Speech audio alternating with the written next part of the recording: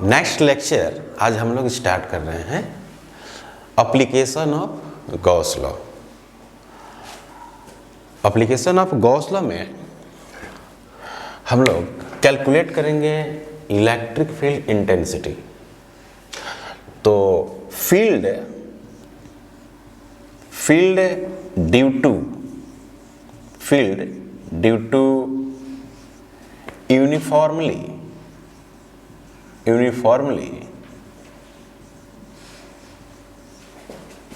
thin spherical shell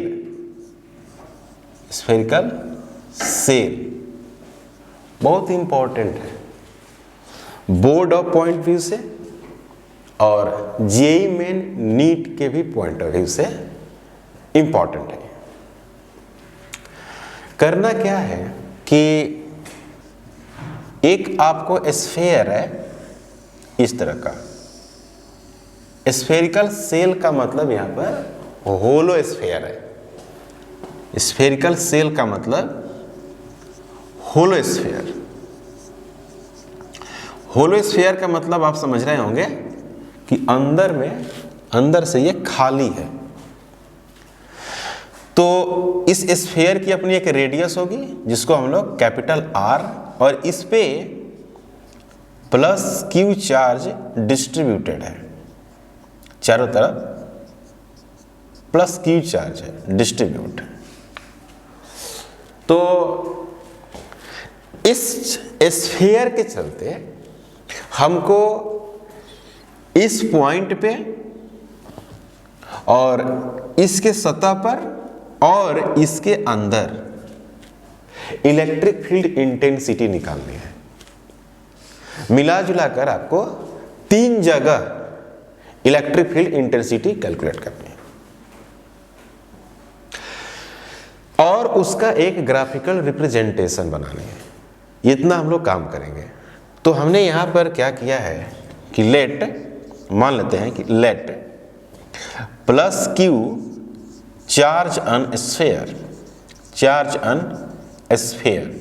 sphere पर plus Q charge रखा हुआ है। R equal to capital R radius of sphere,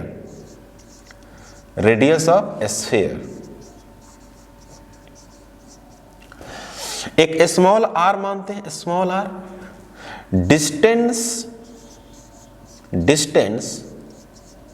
from centre and point where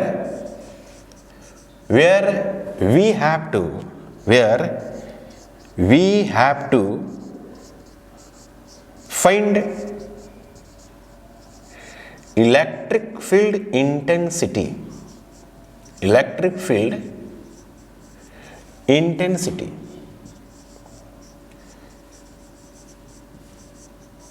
ये वो distance है जहां पे हम लोग, ये सेंटर से और पॉइंट के बीच की दूरी है जिस पॉइंट पर हमको इलेक्ट्रिक फील्ड इंटेंसिटी कैलकुलेट करनी है। ये यूनिफॉर्म एक स्फीयर है, उस पे यूनिफॉर्म चार्ज डिस्ट्रीब्यूशन हुआ है, मतलब आप लिख सकते हैं सिग्मा। तो सिग्मा क्या है? Sigma surface charge density, sigma है सरफेस चार्ज डेंसिटी, और sigma equal to charge by area, ठीक है ना। Field due to uniformly thin spherical shell की हम लोग बात करने जा रहे हैं। तो इसमें हमने कुछ बातें माना है कि जो स्फीयर है उसकी रेडियस कैपिटल आर है और इस पे सरफेस चार्ज डेंसिटी सिग्मा है। क्लियर है बात? सरफेस चार्ज डेंसिटी सिग्मा है और इसकी रेडियस कैपिटल आर है, और जो स्मॉल आर है, स्मॉल आर वो सेंटर से पॉइंट के बीच की दूरी है। क्लियर है बात? तो ये स्फीयर, हम एक स्फीयर बना रहे हैं इसे, ठीक, ये स्फीयर बना दिया। अब यहां से ये रेडियस r है और सेंटर से एक पॉइंट है यहां पर P पॉइंट ना, या P1 मान लेते हैं। दूसरी एक पॉइंट यहां पर जिसको हम लोग P2 मान लेते हैं, और एक तीसरी पॉइंट हो गई जिसका नाम है P3 यहां पर। और ये प्लस चार्ज इस तरह से यूनिफॉर्मली डिस्ट्रीब्यूटेड है। तो इसमें हम लोग केस वाइज डील करेंगे, केस कंसीडर करके हम लोग सोल्व करने वाले हैं। तो केस फर्स्ट, व्हेन पॉइंट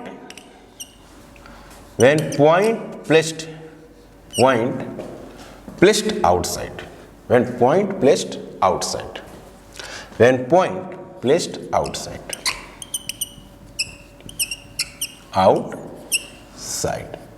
मतलब r ग्रेटर देन ऐसे, है ना। ये स्मॉल जो r है वो क्या हो जाएगी, बड़ी हो जाएगी जो स्फीयर का रेडियस है उससे। तो हम लोग कहेंगे कि ये आउटसाइड है। तो अब हम क्या करते हैं ना, छोटा सा बना देते हैं, एक स्फीयर छोटा सा बनाते हैं। ये स्फीयर हो गया, इसकी अपनी रेडियस कैपिटल R दे रखा है, और हमारा पॉइंट कहाँ है, यहाँ पर पॉइंट है जो P1 पॉइंट। तो इसी पॉइंट से एक हम लोग क्या करेंगे, गॉसियन सरफेस बना। क्लियर है, गॉसियन सरफेस। और ये गॉसियन सरफेस कैसा है, स्फेरिकल गॉसियन सरफेस है। इस गॉसियन सरफेस को हम लोग क्या बोलेंगे, स्फेरिकल गॉसियन सरफेस। ये है गॉसियन सरफेस।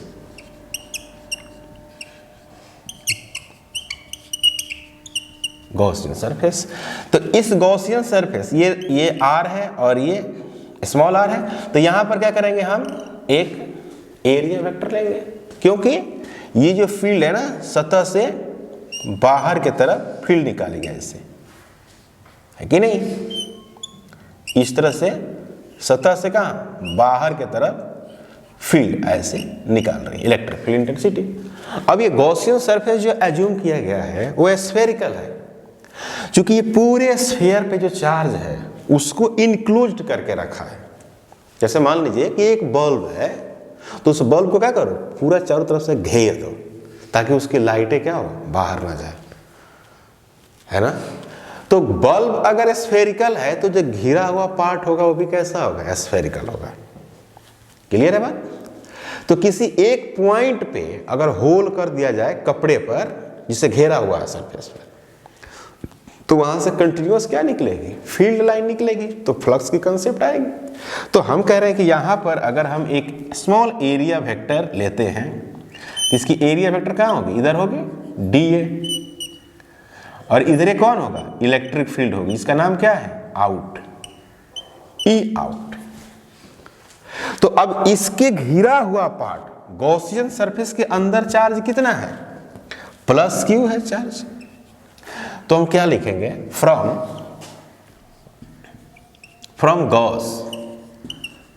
गॉस के अनुसार अगर बात किया जाए तो फाई ई जे बराबर होगा, क्या होगा, Q इनक्लोज्ड डिवाइडेड बाई ऑप्सिलॉन 0, और Q इनक्लोज्ड कितना है, Q है, ऑप्सिलॉन 0।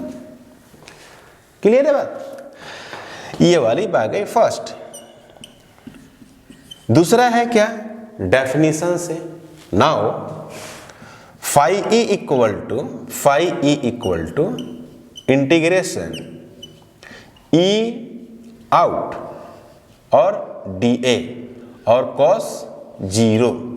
क्योंकि ये वाली दोनों क्या है, एक ही दिशा में है ना, पैरेलल है, तो cos क्या होगा, cos 0 होगा, cos 0 1। तो यहां पर लिख सकते हैं E आउट और यहां पर लिखेंगे क्या, dA, और 0 से लेकर कहां तक, 4 पाई स्मॉल r का स्क्वायर। ठीक है ना।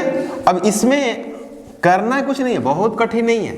गॉस के एक इक्वेशन लिखेंगे फ्लक्स वाला और एक डेफिनेशन वाला लिखेंगे, और ये दोनों क्या होंगे, बराबर होंगे।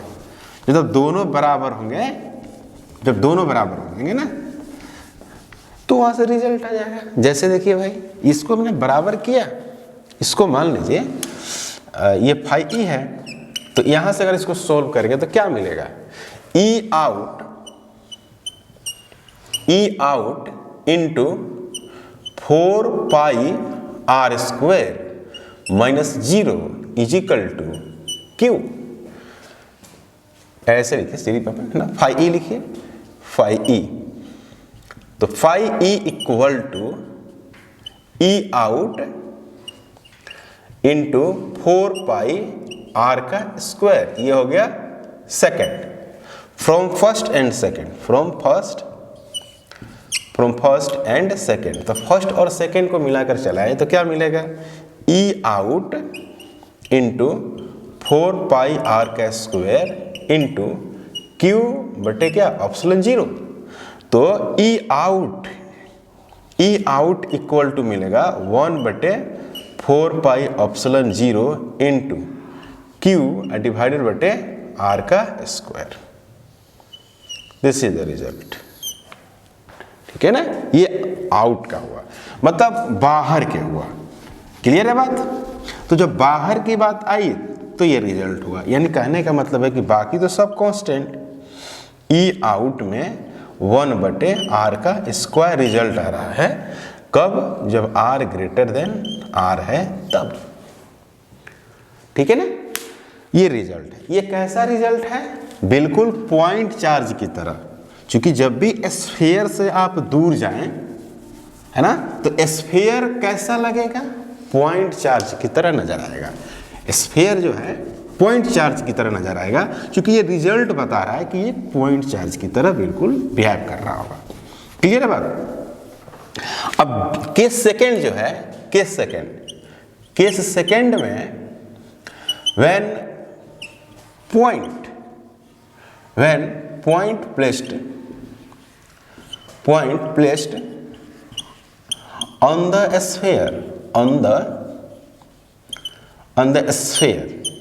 पॉइंट को हम लोग स्फीयर पे ही रख रहे हैं। तो क्या करेंगे भाई कि ये है आपका स्फीयर और इसकी ये रेडियस कैपिटल आर थी, अब यही पॉइंट बना दिए, यहाँ पर पॉइंट बना दिए जो हम P2 बोलते थे, P2, और यहीं पे चार्ज भी रखे हैं। इसके सतह पर क्या रखे हैं? चार्ज। तो सतह पे चार्ज है और इसी के ऊपर क्या बना देते हैं? एक गॉसियन सरफेस बना देते हैं। सेम इसी पर गॉसियन सरफेस। तो ये गॉसियन सरफेस की जो रेडियस है वो लगभग आर, दोनों बराबर है, क्योंकि उसको सेल को जस्ट उस पर से ढक दिए हैं। तो ढक दिए हैं तो फील्ड क्या रह जाएगा? अंदर ही रहेगा। तो यहां पर एक हम क्या लेंगे? Cross sectional area plus Q है। क्रॉस सेक्शनल एरिया ऐसे लेंगे इस तरह से, cross sectional area D A vector, और इधर इलेक्ट्रिक फील्ड होगा तो इसका नाम होगा ई ऑन। तो फ्रॉम गॉस से एक बात लिखेंगे, flux phi E equal to Q बटे एप्सिलॉन नॉट। एक बात लिख दिया मैंने। दूसरी बात जो लिखनी है, सेम एक डेफिनेशन से लिखते हैं। आपको पता है कि एक हम लोग फ्लक्स जो निकालेंगे वो गॉस के माध्यम से निकालेंगे और दूसरा जो निकालेंगे वो डेफिनेशन से निकालेंगे। तो डेफिनेशन से जो निकालते हैं वो इंटीग्रेशन करके करते हैं, हम लोग करते हैं ना ऐसा। तो ये तो हो गया। तो now phi E equal to E on और डी ए। कॉस 0 लिखने की अब जरूरत नहीं है, क्योंकि आपको ये दिखाई दे रहा है कि दोनों एक ही दिशा में है। तो थीटा क्या हो जाएगा? 0। तो कॉस 0 का मान 1, तो मैंने उसको हटा दिया। तो ई ऑन 0 से 4 पाई स्मॉल आर का स्क्वायर और डी ए, चाहे कैपिटल आर का स्क्वायर लिखो, कोई दिक्कत नहीं है, क्योंकि दोनों क्या है? बराबर है। तो आप यहां पर लिख सकते हैं E on into 4 pi R का स्क्वायर, या ऐसे भी लिख सकते हैं E on into 4 pi capital R का स्क्वायर। कर सकते हैं ये सब। 5e इसको मान गया मैंने सेकेंड, तो from first and second, from first and second. तो फर्स्ट और सेकेंड से अगर हम बात करें तो दोनों को बराबर करना होगा। अब बराबर करेंगे तो किसी सेल पे इलेक्ट्रिक फील्ड इंटेंसिटी का मान मिलेगा, किसी सेल पे। तो और ये जो होगी, जो सेल पे इलेक्ट्रिक फील्ड इंटेंसिटी होगी वो मैक्सिमम होगी। कैसे? इसको हम लोग लिख सकते हैं E on equal to 1/4 pi epsilon 0 into Q बटे R का स्क्वायर, R का स्क्वायर, या E अन और E N equal to 1/4 pi epsilon 0 into Q बटे R का स्क्वायर। ऐसा क्यों? क्योंकि दोनों का रेडियस क्या है, दोनों की जो R का वैल्यू जो है वो सेम है, सरफेस पे है। सेल का मतलब बहुत पतला कवर होगा, उसका बहुत पतला होगा, तो उसका इनर रेडियस और चाहे आउटर रेडियस दोनों क्या है, सेम होता है। तो ये वाली क्या है, रिजल्ट सेम आ गई। अब यहां पर E जो है ऑन, ये बड़ा होगा किससे, E आउट से, क्योंकि आउट वाला रिजल्ट ऐसा ही था और ऑन वाला रिजल्ट के जैसा है। लेकिन ये जो R है ये छोटा है, ये स्फीयर के बराबर है, और आउट वाला जो R है वो बड़ा है। तो फील्ड का तो बेसिक ही कंसेप्ट है ना कि अगर आप दूर जाते हैं सोर्स से तो फील्ड क्या होती है, घटती है। और किस कंडीशन में घटती है, स्क्वायर के कंडीशन में घट रही है ना, स्क्वायर के कंडीशन। अगर 2 मीटर आगे जाते हैं तो 4 टाइम्स मतलब फील्ड घट जाती है। और केस थर्ड है, case third, when point placed inside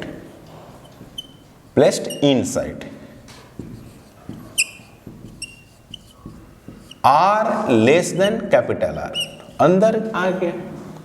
तो अंदर जब आएगा, सेल अंदर आ रहा है, सेल के अंदर पॉइंट चार्ज, इस पे हमने प्लस Q चार्ज इस तरह से दे दिया, और इस पे जो इलेक्ट्रिक फील्ड इंटेंसिटी दिखाइएगा वो सतह से क्या, परपेंडिकुलर और बाहर की तरफ दिखाएंगे या नहीं दिखाएंगे। और ये रेडियस कैपिटल R और पॉइंट यहां है, ये वाली दूरी कितनी होगी, R होगी R। तो इसको ऐसे यहां पर प्लस Q और यहां पर Q इनक्लोज्ड, इसके अंदर में चार्ज क्या है, 0 है। चार्ज तो सब ऊपर है, चार्ज सब ऊपर है, अंदर तो चार्ज ही नहीं है। तो सबसे पहली बात ये हुआ कि फाई E जो हम लिखते हैं Q इनक्लोज्ड बट एप्सिलॉन 0, तो यहां पर इनक्लोज्ड ही 0 हो गया, चार्ज इनक्लोज्ड 0, तो फ्लक्स क्या हो गया, 0 हो गया कि नहीं हो गया।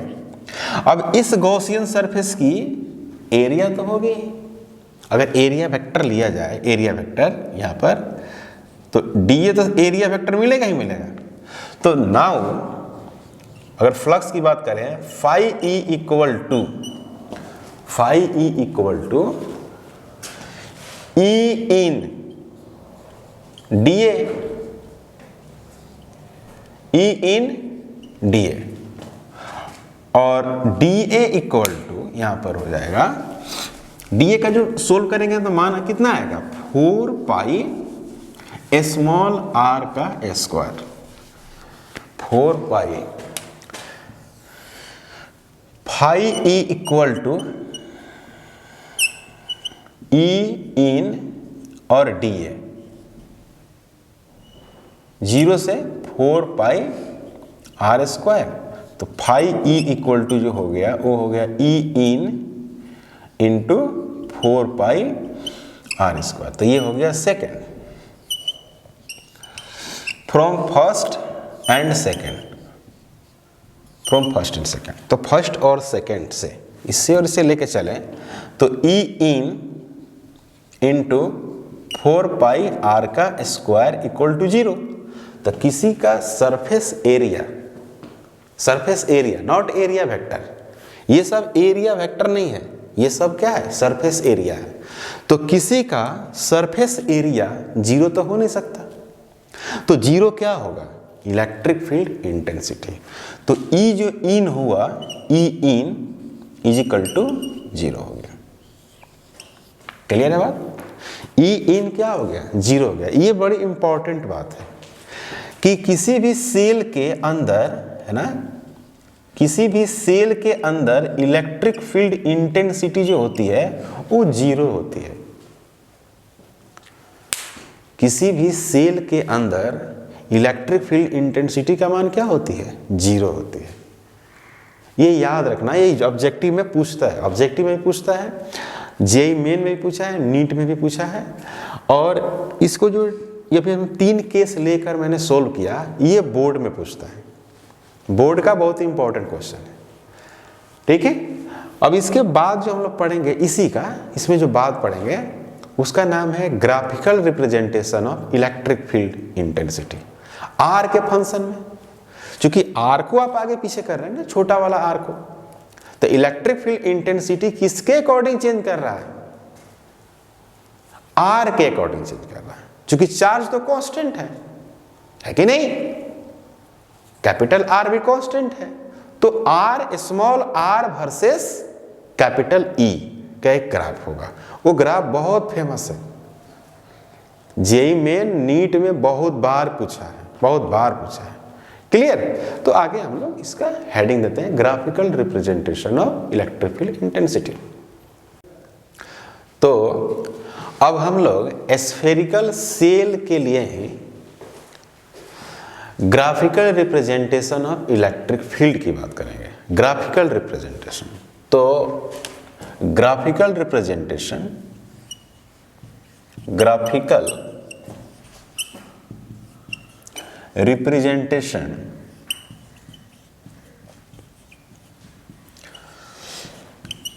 Of electric field intensity, electric field intensity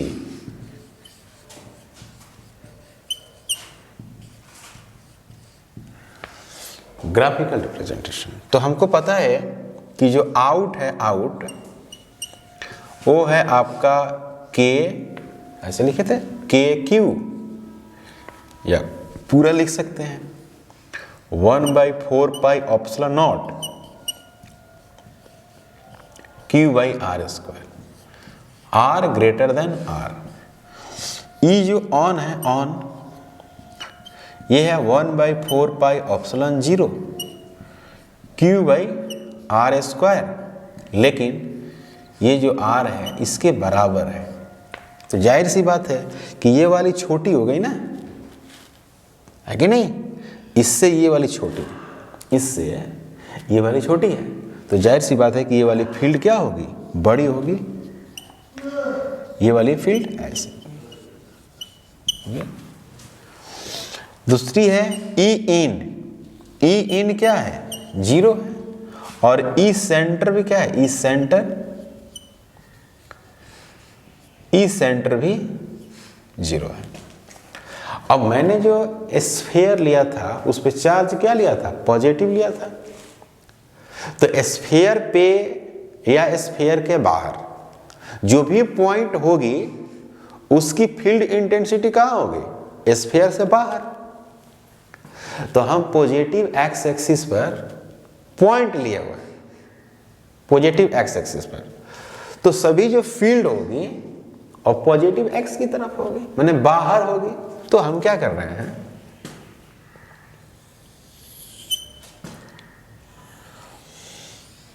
ये ले लेते हैं आर मीटर में, और इधर लेते हैं क्या, इलेक्ट्रिक फील्ड इंटेंसिटी न्यूटन पर कूलम्ब, न्यूटन पर कूलम्ब। ये हो गया 0, R 0 और फील्ड क्या हो गया 0। तो इस जगह का नाम हम लोग देंगे सेंटर। क्या नाम देंगे? सेंटर, क्योंकि सेंटर पे ही R भी 0 है और फील्ड भी 0 है। ओके, अब सेंटर से आगे बढ़ते हैं।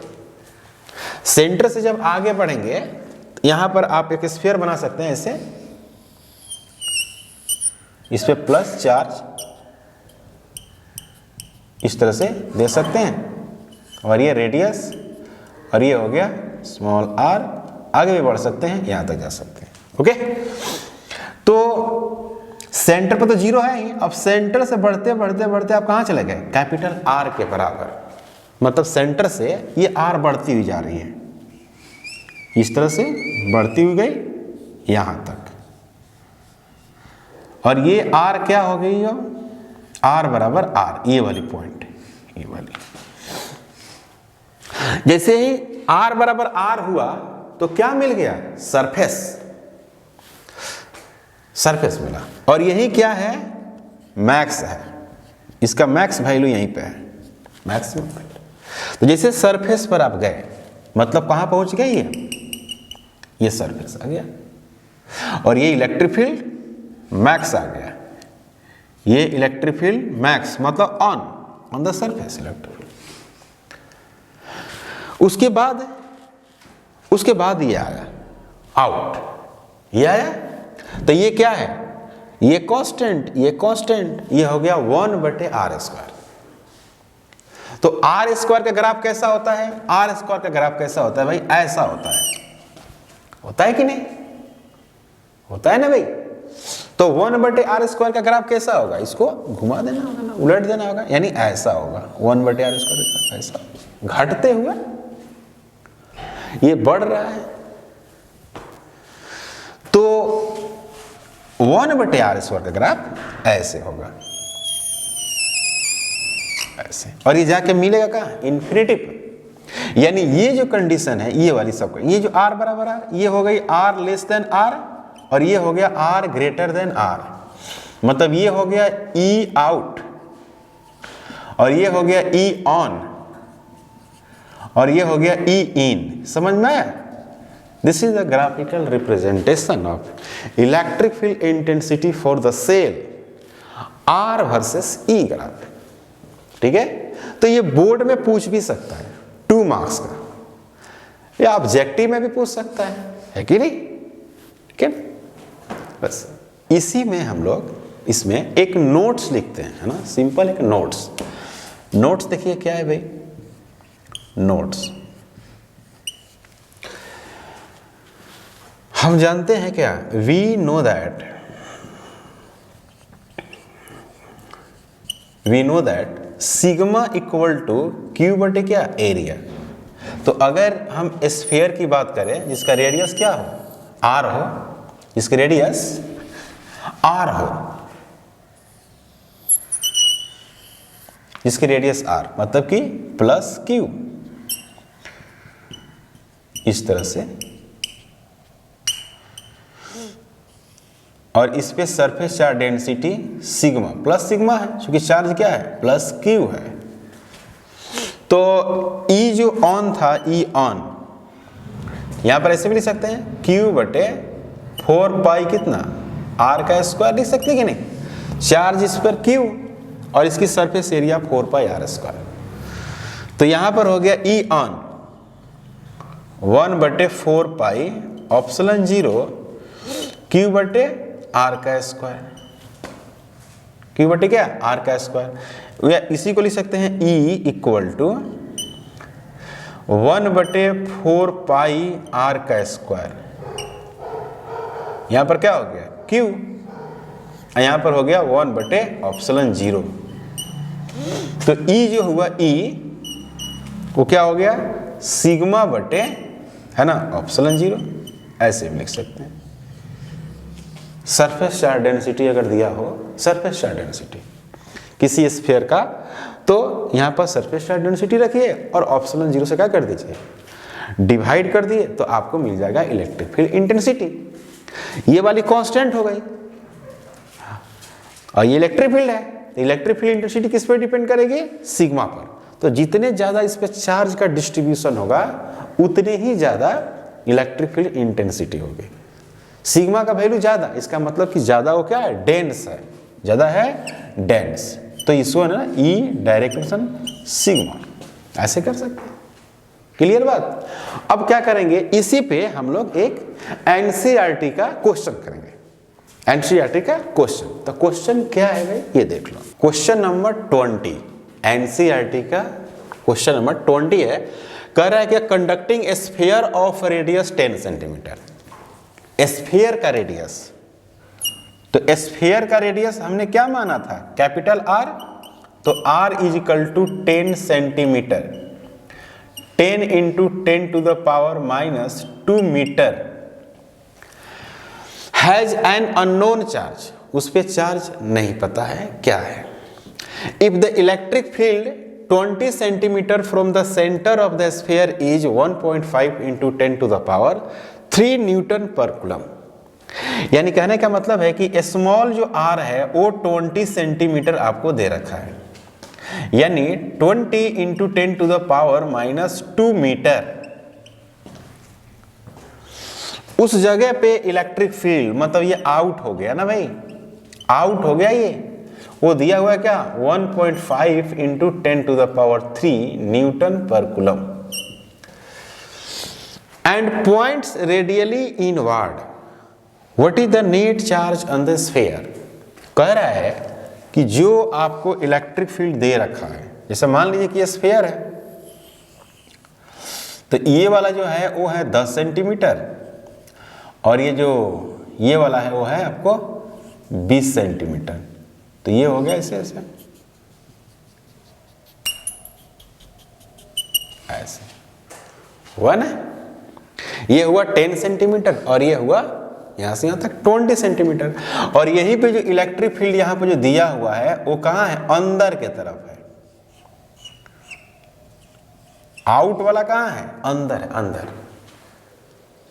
जो बाहर में, जो ये आउट का मतलब स्फीयर से बाहर, वो इलेक्ट्रिक फील्ड क्या है? इनवर्ड है, अंदर के तरफ है।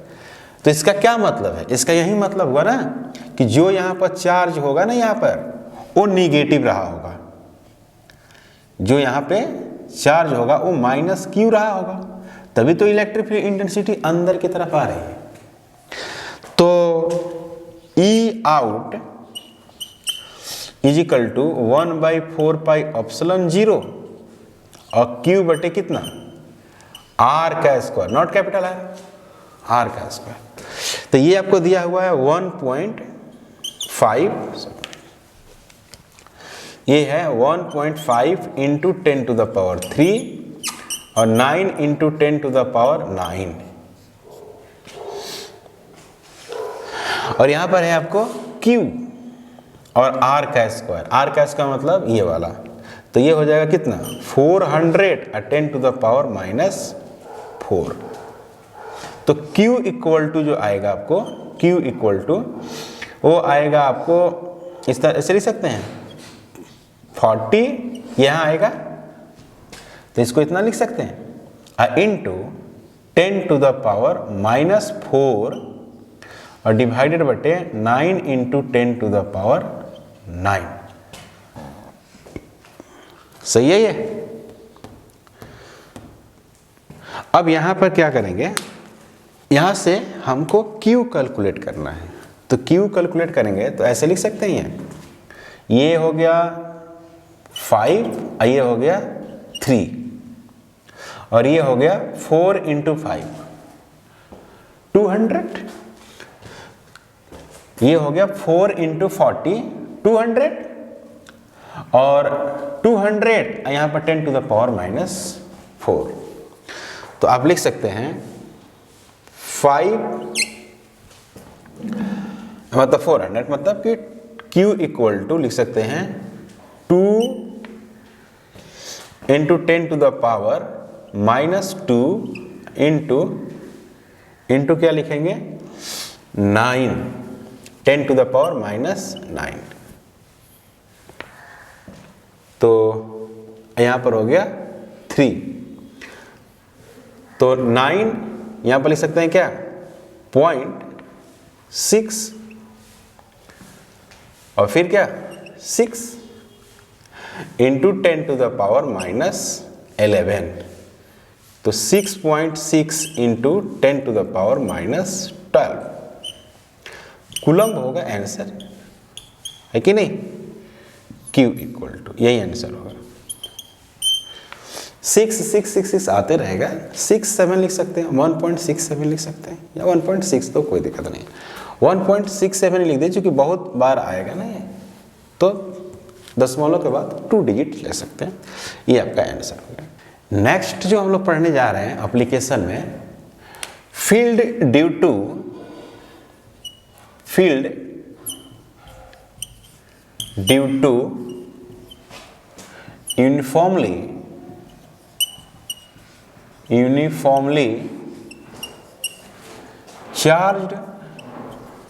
uniformly charged solid sphere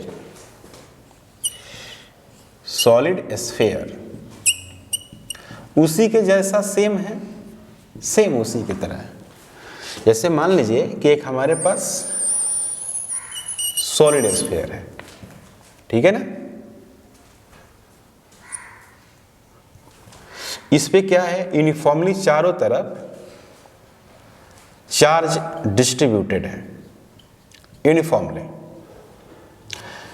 इसके सेंटर से इस स्फीयर की जो रेडियस है वो कैपिटल R है, ये वाली कैपिटल R है, और ये हो है पॉइंट, यहां पर पॉइंट हो सकती है, यहां हो सकती है, यहां हो सकती है, ये हो गई स्मॉल r। और इसके सरफेस चार्ज डेंसिटी रो है, क्योंकि सॉलिड स्फीयर है तो रो होगा ना। हमको क्या करना है, यहां पे और यहां पे इलेक्ट्रिक फील्ड इंटेंसिटी कैलकुलेट करनी है। तो small r distance from centre of sphere and point. Capital R radius of sphere. तो इसमें क्या करेंगे, इसमें ये बात लिखेंगे कि case first and case second are same for solid sphere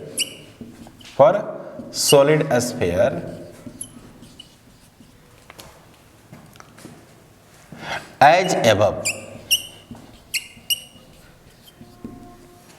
solid sphere के लिए जो हम रिजल्ट निकाल रहे हैं वो हेवले स्फीयर वाला जैसा है, मतलब कि E जो आउट होगा इसका भी क्या होगा 1/4 पाई एप्सिलॉन 0 Q बटे R का स्क्वायर, यही रिजल्ट होगा। और निकालने का तरीका सेम वही होगा जो पहले कैलकुलेट किया गया था। यहाँ पे ऑन वाला जो होगा वही होगा 1/4 पाई एप्सिलॉन 0 और Q बटे R स्क्वायर, ये भी वही होगा। निकालने का तरीका सेम सेल वाला होगा, सिर्फ इसमें प्रॉब्लम क्या है, इन साइड वाला, चूंकि इसके अंदर भी चार्ज है, चारों तरफ यूनिफॉर्मली डिस्ट्रीब्यूटेड है। तो थर्ड केस हम कैलकुलेट करेंगे, पहला और दूसरा जो सेल का रिजल्ट है वही रिजल्ट होगी और तरीका क्या होगी, वही तरीका भी होगी। तो उसको करने की कोई जरूरत नहीं है, आप कर लेंगे इसको आराम से, कोई इसमें दिक्कत नहीं है। तो हम जो थर्ड केस की बात करते हैं, थर्ड केस की सॉल्यूशन करते हैं, ठीक है। केस थर्ड, इसी का केस थर्ड क्या है? when point placed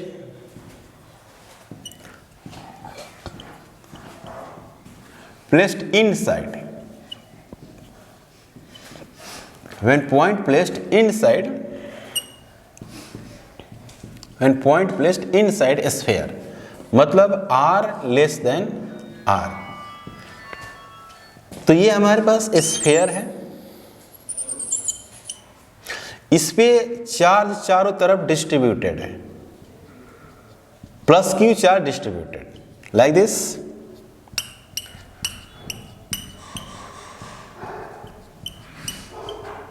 plus Q charge distributed है, इसकी रेडियस कितनी है? r है प्लस क्यू। हमको एक पॉइंट कंसीडर करना है यहां पे, और यहां पर क्या बनाना है? Gaussian surface. इसको हमने बना दिया गॉसियन सरफेस। तो इसके अंदर जो चार्ज है उसका नाम है क्यू इनक्लोज्ड, और इसकी रेडियस कितनी है? r। तो सबसे पहले हम लोग क्यू इनक्लोज निकालेंगे। तो इस पॉइंट पर अगर इलेक्ट्रिक फील्ड की बात करें तो इधर dA एरिया वेक्टर होगा, और उसी के हिसाब से क्या होगा? इलेक्ट्रिक फील्ड इन होगा। तो हम क्या करेंगे? गॉस के अनुसार क्या करेंगे? क्यू इनक्लोज्ड डिवाइडेड बटे एप्सिलॉन 0। क्यू इनक्लोज्ड मालूम नहीं, एक क्या लिखेंगे? Phi E. Now phi E is equal to E in into dA, E in dA। तो यहां पर क्या लिखेंगे? ई इन और dA 0 से लेकर कहां तक? 4 पाई r का स्क्वायर तक। तो ये हो गया E in into 4 pi r का स्क्वायर, और ये हो गया फाई ई। तो from first and second E in equal to 1/4 pi epsilon 0 into Q enclosed divided by r का स्क्वायर। ये हो गया थर्ड। क्लियर बात? अब इसमें हमको क्या रखना होगा?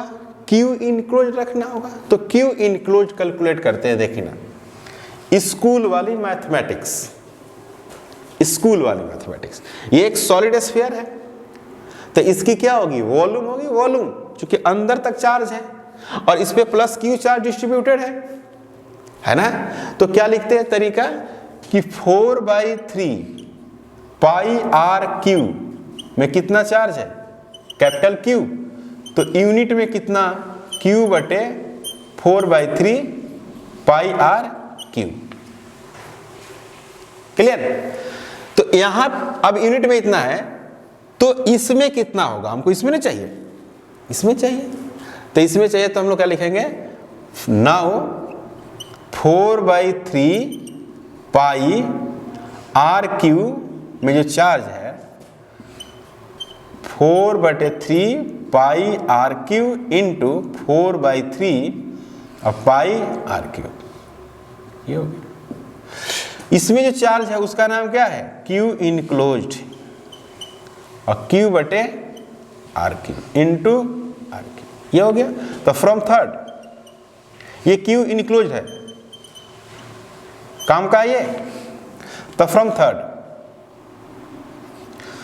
थर्ड से अगर देखा जाए तो यहां पर जब पुट करेंगे तो क्या आएगा? आपको 1/4 pi epsilon 0 q are divided बटे क्या? r Q. ये रिजल्ट होगा, और ये रिजल्ट बहुत काम का रिजल्ट है। ये E in equal to 1/4 pi epsilon 0 q r बटे r क्यू। ठीक है? 1/4 pi epsilon 0 constant, q constant, r q constant, सिर्फ स्मॉल r वेरिएबल है कि नहीं? स्मॉल r क्या है? वेरी कर रहा है। अब स्मॉल r और नीचे लेकर आएंगे तो फील्ड क्या होगा? घटते जाएगा। r यहां पर क्या हो जाएगा? 0। तो यहां पर फील्ड 0 होगा। यानी सॉलिड स्फीयर में सेंटर पर फील्ड 0 होता है। बाकी जैसे ही आगे बढ़ते जाएगा फील्ड लगातार बढ़ती जाएगी, मतलब कि स्ट्रेट लाइन है ना, डायरेक्टली प्रोपोर्शनल बढ़ते जाएगी। कहां पर? सतह पर, और सतह पर सबसे ज्यादा होगा। है कि नहीं। उसके बाद 1/r² के कंडीशन से क्या होगा, घटता चला जाएगा और फिर इन्फिनिटी पर 0 होगा। तो इसके दो कंडीशन है ना, एक सेंटर पर 0 और एक कहां पर हो रहा है 0, इन्फिनिटी पर 0 हो रहा है। क्लियर है बात।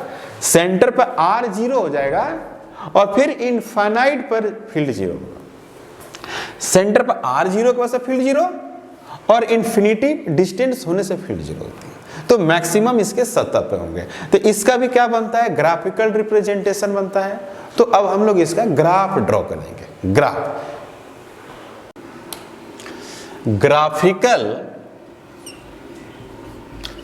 ग्राफिकल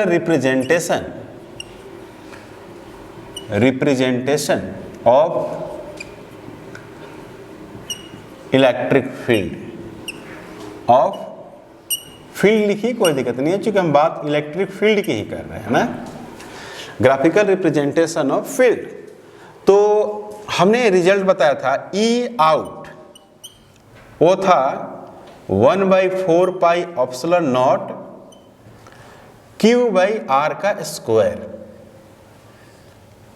और r greater than r। E on 1/4 pi epsilon 0 Q/r का स्क्वायर और r इक्वल टू r। तो जाहिर सी बात है कि ऑन वाला क्या होगा, ज्यादा होगा ना आउट वाला से। ई जो इन था, इन वो है 1/4 पाई एप्सिलॉन 0 QR डिवाइडेड बटे क्या, R3। ऐसा था रिजल्ट। यानी ई जो इन था वो directly proportional R equal to 0। तो ई क्या बन जाएगा, सेंटर। ई सेंटर क्या हो जाएगा, 0। इतना सारे हमारे पास फार्मूला उपलब्ध है। अब इसी फार्मूला से हम लोग ग्राफ बना देंगे, ग्राफ ई वर्सेस आर का। तो ग्राफ में देखेंगे भाई ई वर्सेस आर की बनाना है हमको। ई वर्सेस आर का ग्राफ एक ड्रॉ करते हैं।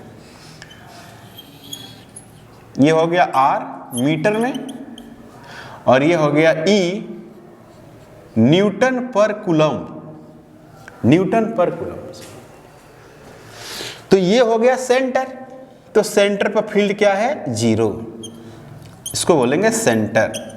और सेंटर पर फील्ड क्या है, ई सेंटर 0 है। ई सेंटर पर फील्ड 0। उसके बाद सेंटर से जैसे आगे बढ़ रहे हैं तो स्ट्रेट लाइन जा रही है और सतह पर जाके सबसे ज्यादा। तो स्ट्रेट लाइन का ग्राफ, ये स्ट्रेट लाइन ग्राफ हो गया और यहां से डॉट डॉट लाइन, ये सतह आ गया। r बराबर r, ये r लेस देन r। और इसके बाद क्या होगा, ये हाईएस्ट पॉइंट।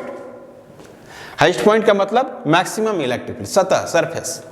उसके बाद क्या हो जाएगा 1/r²। तो 1/r² का इस तरह से होगा कि नहीं। तो ये हो गया 1/, ये हो गया आउट, ई आउट। ये क्या हो गया, ई ऑन। ये क्या हो गया, ई इन। समझ में आया बात। ये हो गया ई इन, ये हो गया ई ऑन, ये हो गया ई आउट। इन्फिनिटी पर फिर जाके 0 होगा। सेंटर पर 0 और सीधे इन्फिनिटी पर 0 और मैक्सिमम सतह पर। तो ये हो गया आपका r ग्रेटर देन r। ये ग्राफ हो गया। इसको आप मैक्सिमम कह सकते हैं, ये वाली यहां पर ऑन कहिए, अच्छा है मैक्सिमम भी कहिए। यही मैक्सिमम इसका वैल्यू है। अंदर में सॉलिड स्फीयर के स्ट्रेट लाइन होती है। तो ये ऑब्जेक्टिव में पूछ सकता है कि सॉलिड स्फीयर के अंदर इलेक्ट्रिक फील्ड का क्या कंडीशन होता है। तो स्ट्रेट लाइन होती है r, सेंटर पर 0 होती है, सतह पर मैक्सिमम फिर 0। ठीक है। अब हम लोग नेक्स्ट एप्लीकेशन की बात करेंगे। नेक्स्ट जो एप्लीकेशन है वो है आपका field due to uniformly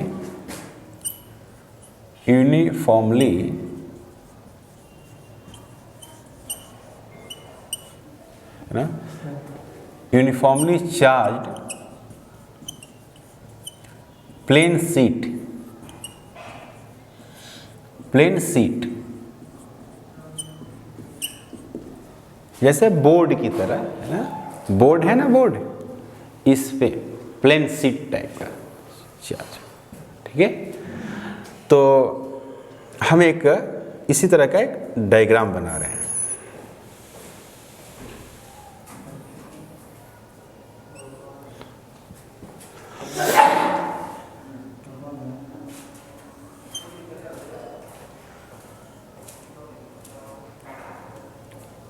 plane sheet types का एक डायग्राम बना रहे हैं।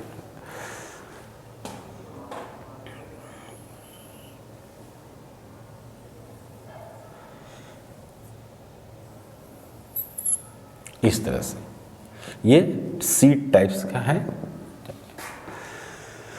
अब इस पे हम लोग एक गॉसियन सरफेस बनाएंगे। जैसे मान लीजिए कि इसकी सरफेस चार्ज डेंसिटी क्या है, सिग्मा, इस पे प्लस इस तरह से चार्ज डिस्ट्रीब्यूटेड है, इस तरह से, और ये इन्फिनाइटली है ना, field due to uniformly charge, infinitely लिख सकते हैं,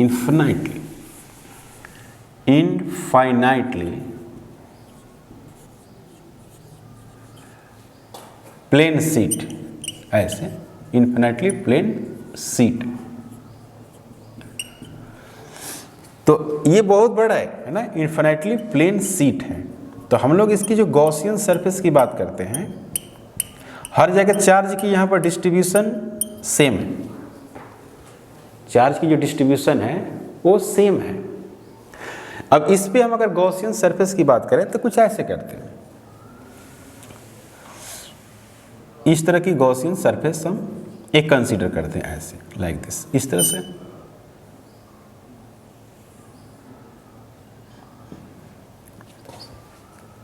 अब ये भी सरफेस है ना, तो इधर भी आप ले सकते हैं क्या, एरिया एन कैप, इधर भी ले सकते हैं क्या, मान लेते हैं यहाँ पर एरिया ए है और ये क्या है, सतह पर, इस सतह पर परपेंडिकुलर इधर है, या सिर्फ ए वेक्टर ही लीजिए, एन कैप हटा दीजिए, सतह परपेंडिकुलर है, तो इलेक्ट्रिक फील्ड कहाँ निकलेगी, है ना, इधर, इलेक्ट्रिक फील्ड इधर आएगी।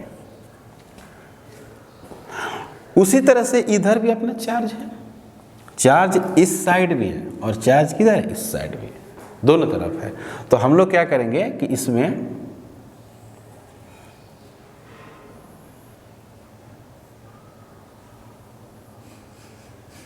इस साइड भी हमने क्या किया है, उसी तरह से एक क्रॉस सेक्शनल एरिया कंसीडर किया है इस चार्ज, इस साइड के चार्ज के लिए। तो जैसे ये एरिया है वैसे ही कौन है, ये वाली भी एरिया है।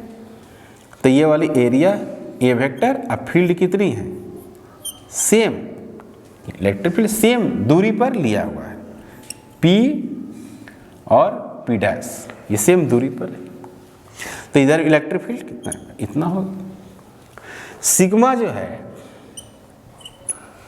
Sigma surface charge density, surface charge density uniformly charge density, uniformly यहां पर दिया हुआ है, यूनिफॉर्मली Q पॉजिटिव चार्ज अनसीट, ठीक। ये जो है ये वाला, ये YZ प्लेन में है, इस तरह से रखा हुआ है, इस तरह से, है ना। तो ये कौन सा प्लेन में हो गया, ये आप बोल सकते हैं कि ये Y और Z में है, Y और Z प्लेन में है।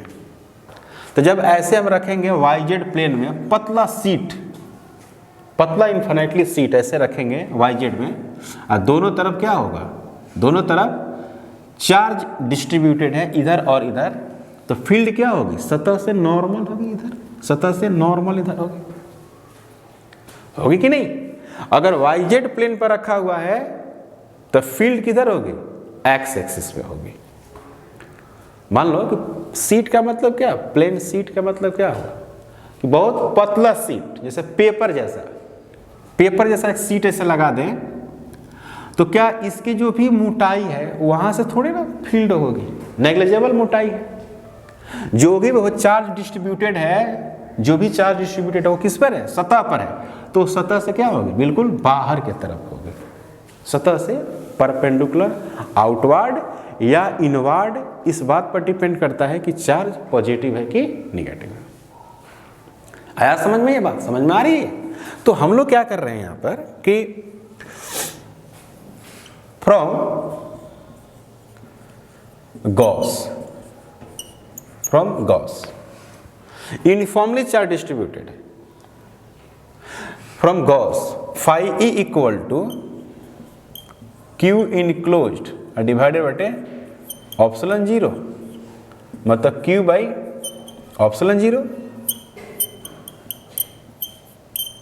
ये हो गया आपको एक। From flux, from definition of flux, definition of flux में हम लोग क्या बात करेंगे, डेफिनेशन ऑफ फ्लक्स में कि फाई नेट की बात करेंगे। तो इसको हम बोलते हैं 1, इसको बोल रहे हैं 2, यानी यहाँ पर जो है फाई 2 है और यहाँ पर जो है वो फाई 1 है। तो फाई ई जो होगा, फाई ई वो क्या होगा, फाई 1 प्लस फाई 2। तो फाई ई इक्वल टू, ये सरफेस एरिया इधर है तो इसकी एरिया वेक्टर इधर और फील्ड भी कहाँ, इधर। तो फील्ड भी पॉजिटिव और एरिया वेक्टर भी पॉजिटिव, ठीक है भाई। इधर पॉजिटिव मान रहा है ना, positive X axis, Y Z plane में है तो फील्ड कहाँ है, प्लस एक्स में, और एरिया वेक्टर भी कहाँ है, प्लस एक्स में। तो दोनों का मल्टीप्लाइकेशन ई इंटू ए, प्लस इंटू प्लस क्या हो जाएगा, प्लस हो जाएगा। तो यहां पर लिखेंगे ई इंटू ए प्लस, अब इस सतह की जो एरिया वेक्टर इधर है तो एरिया वेक्टर माइनस में है, तो ए क्या लिखेंगे, ए को लिखेंगे A vector equal to A minus i cap, और इलेक्ट्रिक फील्ड इंटेंसिटी भी किधर है, इधर है। तो इलेक्ट्रिक फील्ड इंटेंसिटी जब इधर है तो उसको क्या हम लोग लिखेंगे, ई माइनस आई कैप। तो माइनस माइनस क्या हो जाएगा, प्लस हो जाएगा, और आई डॉट आई क्या हो जाएगा, 1, मतलब कि ये भी क्या हो जाएगा, ई इंटू ए होगा, ई इंटू ए। तो फाई ई इक्वल टू जो आया वो आया क्या, 2 टाइम्स ई इंटू ए, और ये उसको लिखेंगे क्या, सेकेंड लिखेंगे। क्लियर है, इसको क्या इक्वेशन करेंगे, सेकेंड लिखेंगे। समझ लीजिए बात को, एक प्लेन सीट लिए हैं कंडक्टिंग, इसका इस गॉसियन सरफेस इन्फिनाइटली लॉन्ग है तो उतना बड़ा हम लोग गॉसियन सरफेस नहीं कंसीडर करेंगे, है ना। एक स्मॉल पार्ट का गॉसियन सरफेस कंसीडर कर लीजिए दोनों साइड में, तो नेट फ्लक्स हो जाएगा 2 टाइम्स इंडिविजुअल। दोनों को हम इक्वेट करेंगे तो हमारे पास रिजल्ट आएगा। ओके।